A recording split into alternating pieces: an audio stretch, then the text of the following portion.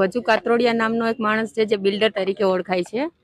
એને મને લગ્નની લાલચ આપી હતી કે હું તારી સાથે લગ્ન કરીશ. મારા ડિવોર્સ થઈ ગયેલા છે. હું 10 વર્ષથી હું ને મારી દીકરી બે સુરતમાં રહીએ છીએ. એને મને લગ્નની લાલચ આપી અને મને એવું કીધું કે મારે 2 દીકરા છે અને મારી વાઈફ મરી ગઈ છે, મારી વાઈફ છે નહીં.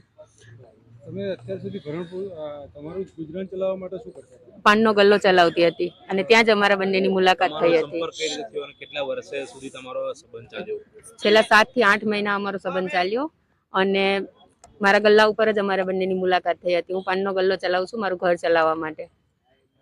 કઈ જગ્યા પર ફરિયાદ કરી, અરજી કરી તમે અને શું અત્યારે પરિસ્થિતિ કે મેં અરજી આપણે કામરેજ પોલીસ સ્ટેશનમાં કરેલી છે અને અરજી કરી અને 3 થી 3.5 મહિના જેવું થઈ ગયું છે. પણ ત્યાં એ લોકો મને બોલાવે છે પણ સમાધાન માટે બોલાવે છે. મારી અરજી ઉપર કોઈ એ લોકો એક્શન લેતા નથી અને મને વારંવાર બોલાવીને એવું કહે છે કે તમે એની સાથે સમાધાન કરી નાખો. પછી તમે ક્યાં ગયેલા? આપણે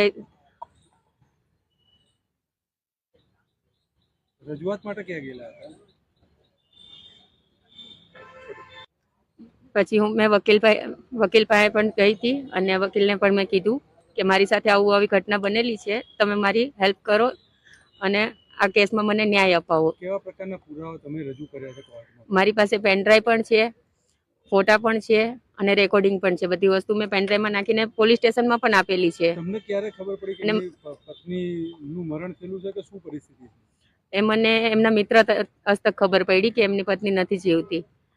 ત્યારે મેં એમને 2-3 વાર પૂછ્યું પણ કે શું આ વાત સાચી છે, તો એને મને એવું કીધું કે ના, આ વાત ખોટી છે, મારી પત્ની ખરેખર મરી જ ગઈ છે, હું તારી સાથે લગ્ન કરીશ જ, એવી જ મને ઠેઠ હતી એને એ જ કીધું. તમને શા માટે ના પાડી એમાં લગ્ન કરવાની? ક્યારે ના પાડી? એમને જ્યારે મતલબ એના ઘરમાં ખબર પડવા માંડી કે મારે બાર લફરું આરે છે ને બધું, એને જ્યારે ઘરે ખબર પડવા માંડી એટલે મને મળવાનું અને ફોન કરવાનું બધું ધીરે ધીરે એને ઓછું કરી નાખ્યું. કેટલા વર્ષ તમારો સંબંધ ચાલ્યો બંને વચ્ચે? 7 થી 8 મહિના. આ બેનની ફરિયાદ, બેન સાથે જે યૌન શોષણની જે ઘટના બની, લગ્નની લાલચ આપીને જે ભોગવી, તે અંગે એમણે કામરેજ પોલીસ સ્ટેશનમાં ફરિયાદ કરેલી આરોપી વજુ કાત્રોડિયા વિરુદ્ધમાં. તે ફરિયાદ દાખલ ન થતાં એ મારી પાસે આવેલ કે મારા આ પ્રકારે ફરિયાદ છે અને મારી ફરિયાદ દાખલ કરવામાં આવતી નથી. એટલે હું કામરેજ પોલીસ સ્ટેશન આ બેન સાથે 4 થી 5 વાર ગયો અને રજૂઆત કરી, છતાં પણ ગુનો દાખલ કરવામાં આવેલ નથી.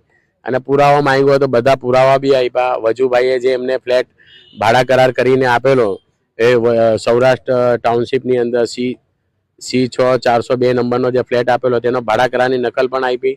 તેમ છતાં પણ એને બીજા બધા પેનડ્રાઈવ, મેસેજો અને બધા પુરાવા આપ્યા, તેમ છતાં પણ ગુનો દાખલ કરેલ નહીં. આપના અસીલે જે તમને રજૂઆત કરી તો આપ ફરિયાદ FIR નહીં કરવાનું કારણ તમને હજુ એડવોકેટ તરીકે પોલીસે શું કર્યું? પોલીસે ગોળ ગોળ વાતો કરી, સમાધાનની વાતો કરી કે તમે સામાવાળા સાથે સમાધાન કરી લો અને તમને શું જોઈએ અમને કહો, અમે વાત કરીએ, એવી વાતો કરી. અને પાછળથી અમને જાણવા મળ્યું કે આ વજુભાઈ કાત્રોડિયા જે છે તે ગોરધનભાઈ ઝડપિયાના શાળા થાય છે અને એક સમયે ગૃહમંત્રી રહી ચૂકેલા હતા મોદી સરકારમાં.